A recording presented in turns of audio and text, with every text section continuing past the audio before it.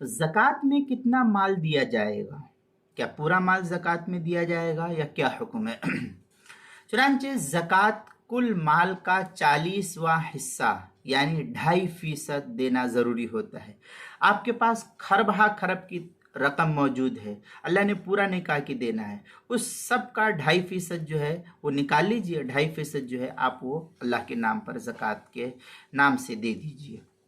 وَهُوَ رُبُعُ عشر النصاب، یہ اس طریقے سے عشر النصاب، یہ تحتاوی کی عبارت ہے، تحتاوی صفحہ 389 پر اس کو نقل کیا۔ الدر المختار جو شامی زکریہ بک ڈپو دیوبند کا ہندی نسخہ ہے فتاوی شامی کا، اس کی تیسری صفحہ 172۔